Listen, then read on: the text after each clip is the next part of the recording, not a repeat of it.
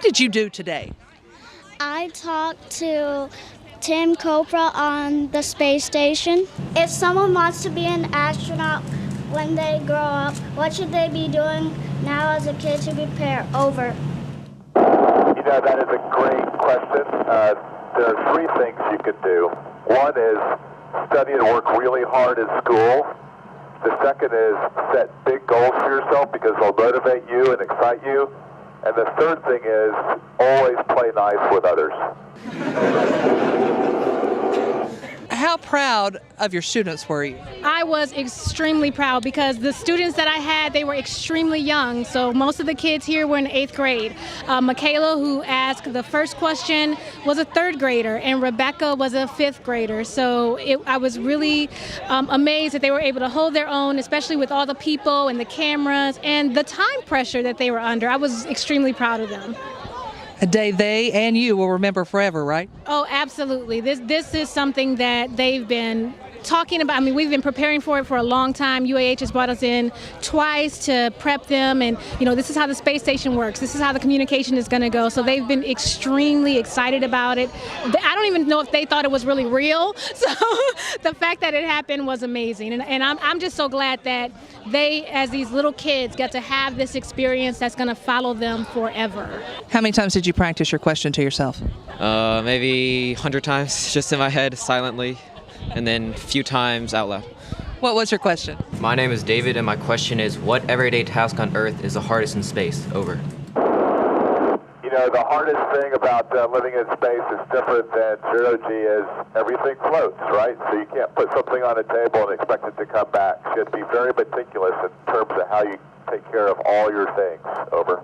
Were you surprised by his answers, or was it pretty much what you thought he would say? It was what I was expecting, because when you're in space, so many different things, it's very different from Earth. I was the one asked, what is your sleep schedule? And what did he say?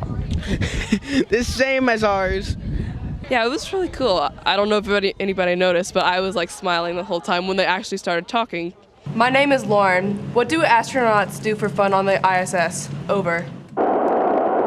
For fun here on ISS, I think all of us love to take photographs because we have the Earth to take pictures of, and it's an amazing thing to photograph. But also we have an internet protocol telephone to call family and friends, and we can watch movies on our iPad. Over. I saw a big grin on your face. What was the actual feeling when your students got up and asked questions?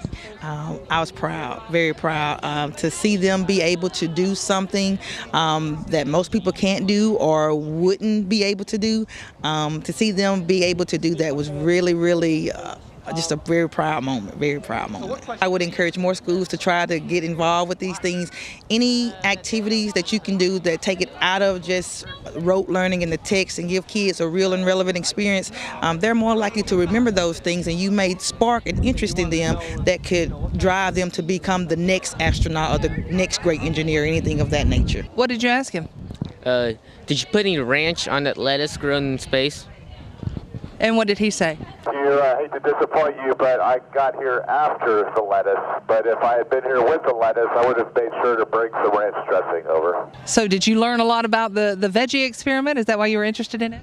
Yes, and also I was feeling very hungry that day. No breakfast, no lunch, no nothing.